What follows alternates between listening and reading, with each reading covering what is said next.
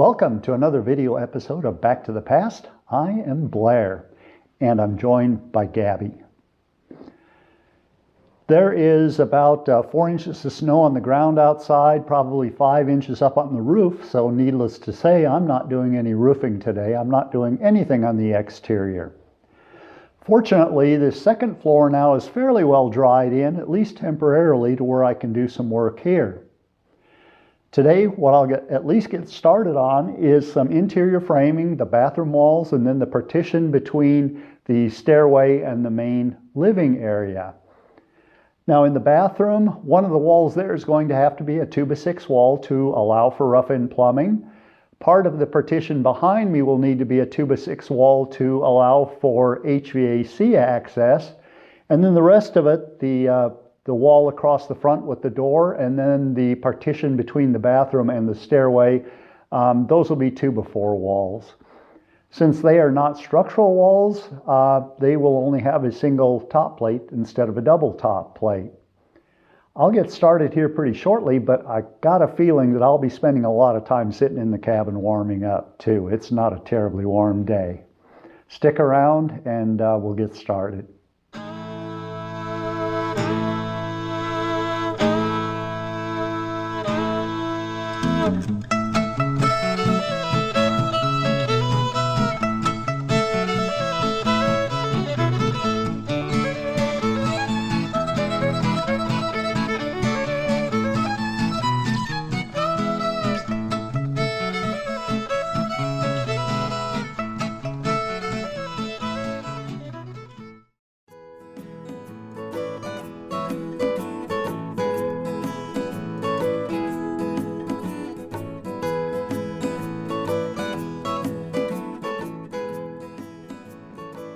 When I bought this framing material, it ended up that the treated lumber was the exact same price as their framing lumber.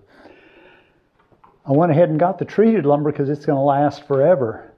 The one disadvantage to it is that it's a whole lot heavier than framing lumber, so I'll figure out something here and I'll get it up one way or another. Well, I really wish I'd have gone ahead and just built this in place instead of trying to hoist it up. I weighed a couple of the treated 2x6s, and they're about between 15 and 20 pounds a piece, which means this weighs somewhere around 175 pounds.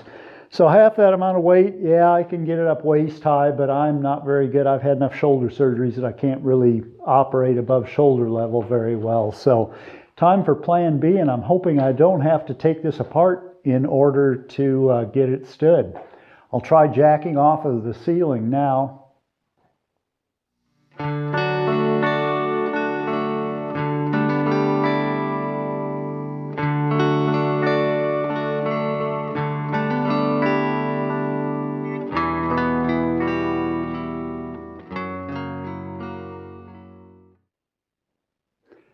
Although that worked, it sure was a lot more work than it needed to be. I think the rest of them I will be nailing in place by hand. One exception to that might be this little 2x4 wall with the door in it. That'll be a little bit lighter.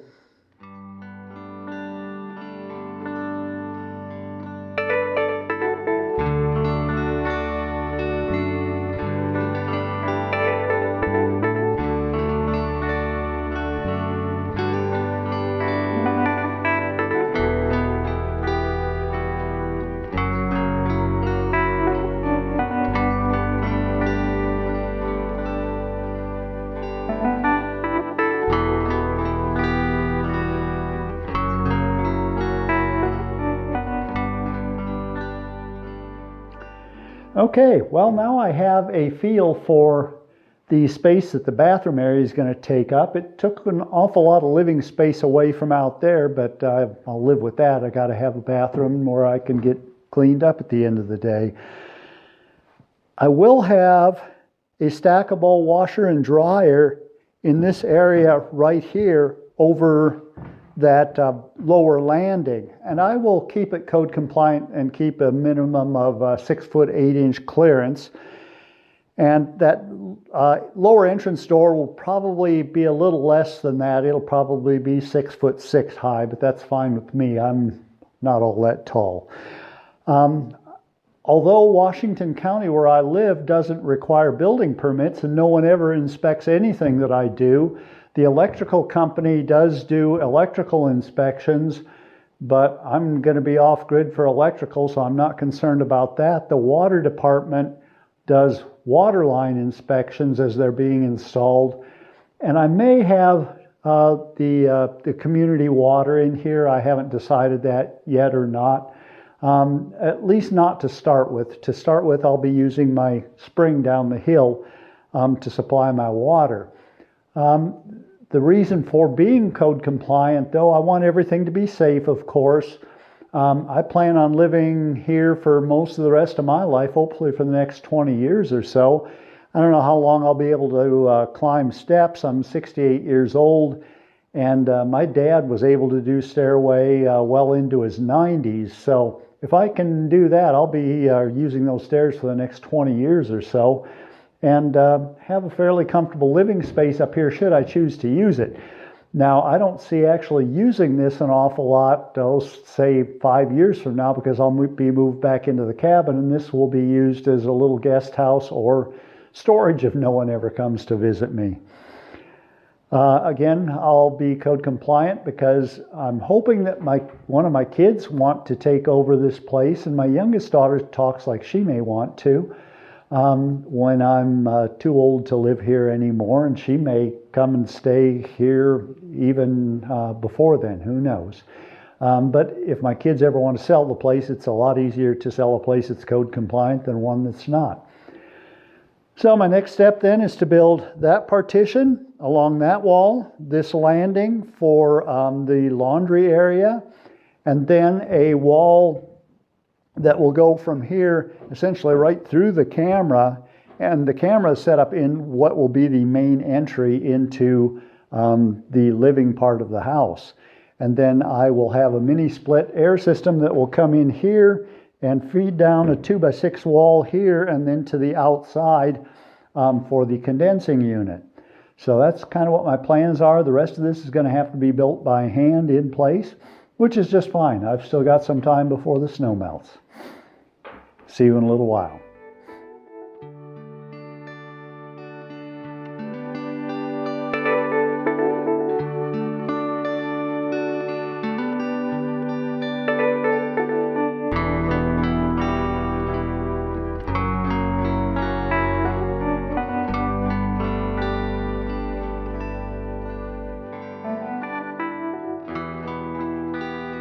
Good morning. It is the 3rd of February and today is my birthday. This morning I woke up being blessed by seeing sunshine for the first day in the past 6 days. It's still pretty bone-chilling cold. It's about 20 degrees, but it's supposed to start warming up tomorrow, so that's a good thing. I know that I'm sounding a little bit like a broken record, but this has been an absolutely terrible winter for working here in Arkansas. And then I look back to Colorado and it's even worse there. To start with today, this area here was going to be kind of wasted space on the back side there.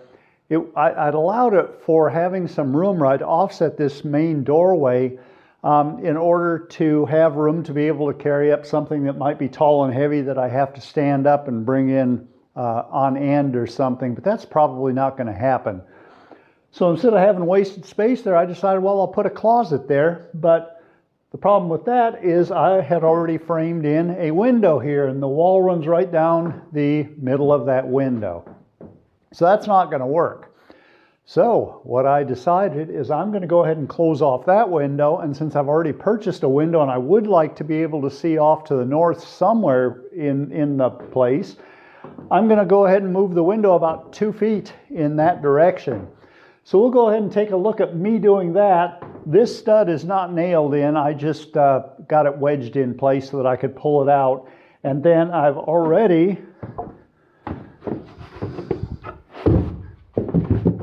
got a panel made to block that window.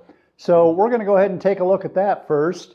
And then I'll probably end this episode by taking a look at what interior framing that I've got done. I'm almost finished, not too much more to go, but there is a little bit of stuff to do.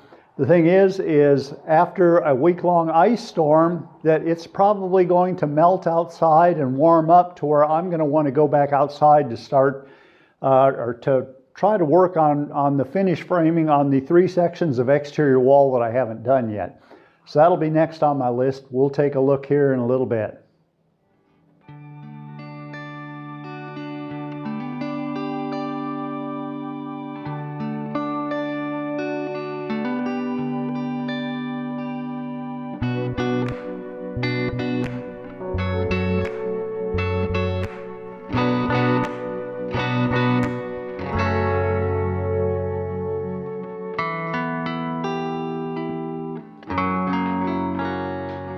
In time-lapse, that probably looked like it happened pretty quickly, but I've probably got at least a half a day or more in it. What does something like that cost? For me, it was just the cost of the materials, which was maybe $40, maybe $50, something like that. But if I was a contractor charging to do it, we'd probably be looking at a $500, $600, maybe $700 change order to do something like this. So again, for a homeowner doing the work themselves, no big deal.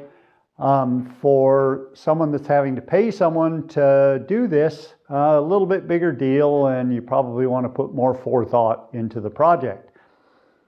Generally speaking, I'm pretty good at being able to foresee this, but I really didn't have any idea what I would do with this space behind the door, and this just seemed like the thing to do. With one exception, I am finished now with the interior framing up on the 2nd floor, so I think I'll end this episode here. But before I do, let's take a quick look around and see what it looks like. Okay, so let's take a look at what we've got. Sorry to look into the bright light, but I have finished all of the ceiling framing, and I think that's going to look pretty cool in here. I don't know that I will finish the inside to look very historic. In fact, I probably won't. I'll probably finish this in a fairly inexpensive way with drywall or something, since I'm only going to be living up here for a couple of years, maybe 3. But still, it looks kind of cool. Now, probably in the next episode, which may be on this trip, I will finish installing the stovepipe up on the roof. Now, from ceiling level down, I am pretty much finished. I finished the framing around this. I left a 2-inch clearance to combustibles all the way around on it.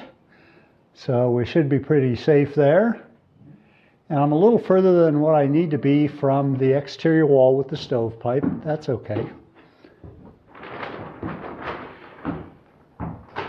And then over here, well, first of all, my solar panels are there. I brought them out on the last trip. And I'm really looking forward to using those.